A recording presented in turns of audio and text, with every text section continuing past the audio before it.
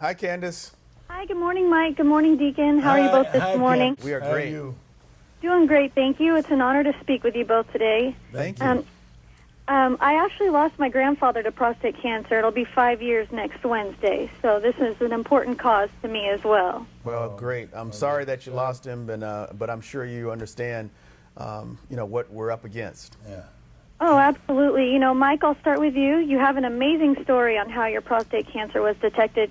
Do you mind telling us a little bit about it? Well, for me, in 2008 at the Pro Football Hall of Fame, it's if you've never been there, you got to go. It's a place where you can learn all about the great sport of football and the great players that play the game.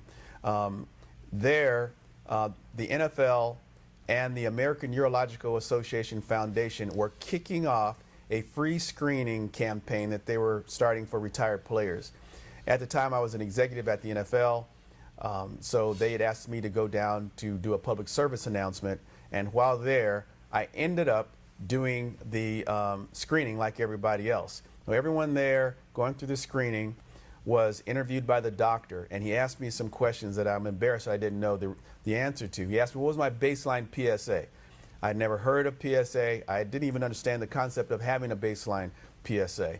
And then when he gave me the stats that 1 in 6 men will be diagnosed with prostate cancer in their lifetime, and more than half the men that get it are going to be African American, and more than half the men that die from it are going to be African American, I was alarmed. I said, how can so many men get this disease?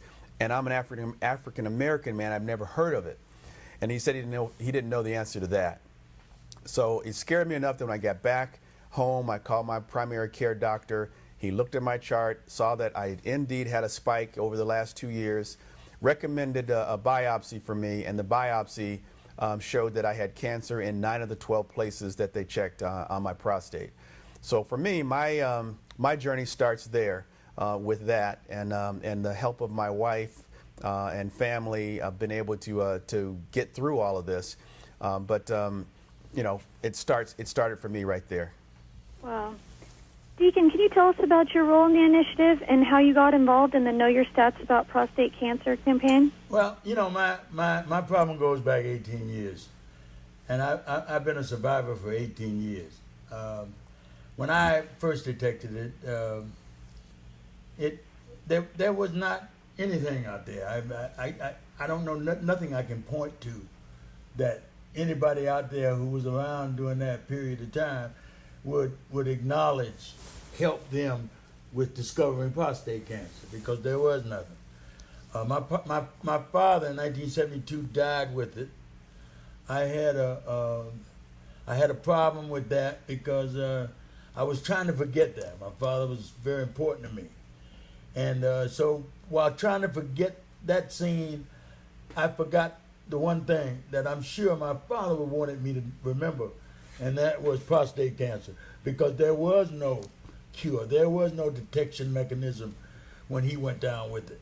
So I got mine 18 years ago because Rosie Greer called me up and he asked me if I was taking the PSA. That's when it first came out. And I said, well, what is the PSA? Like anybody would, I guess. And so by putting that into my physical every year, the second year, I caught it.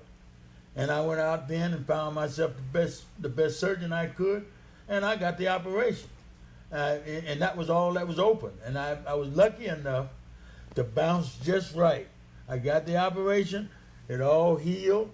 I wore the bag that Mike referred to for a while. I didn't leave home.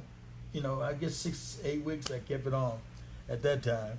And I didn't leave the house. And because I was in there doing this. And, because I knew I had it. And did we get there early enough? And it took a little time to find that out. So we've come a long way in this thing. And I'm just so happy that I can get the opportunity to come out here and spread the word, or help spread the word with Mike. Mike, you mentioned the importance of early detection and how it can save lives.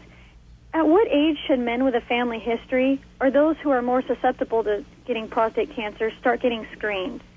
Well, that's probably a better question for a doctor, but what we're recommending is guys start to talk to their doctor and get screened at age 40. If it runs in your family, obviously you're at higher risk.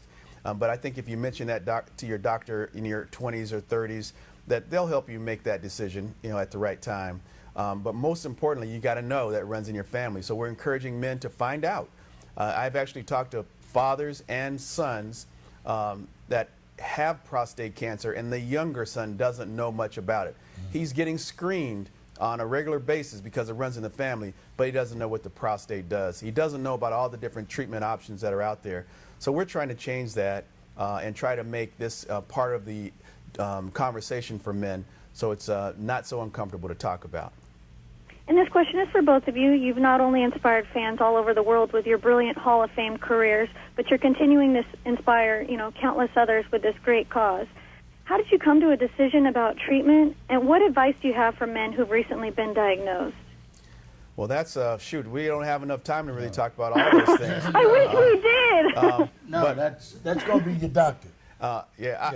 Most of those are for your doctor. Yeah. And for me, I chose robotic assisted surgery. It was robotic surgery. We both had radical prostatectomies. Deacon had it because it was the thing to do at his time. Now there's way more options. But after consultation with my wife and my doctor, we decided on robotic surgery for me. But I don't want, I'm not saying every man run out and get that surgery. I just want to encourage you to put it on your list, because I had a great result. And I think that it was a good outcome because I was the perfect candidate for that type of surgery. So have that conversation with your doctor. And Deacon, what's the connection between the AUA Foundation and the NFL? The NFL is naturally a football organization. How they fit together, is that what you said? I didn't get the last part. Yes, I'm sorry, how they fit together. Well, we fit together because of situations like Mike and I. We're out here, and we're from the same organization called football. We know we got a lot of fans. We know we got a lot of people who know us, and especially with the Hall of Fame things that's been bestowed upon us. So therefore, we can get an audience. We can talk to people who may not necessarily talk to other people. I mean, because this thing here, a lot of guys don't want to discuss this thing.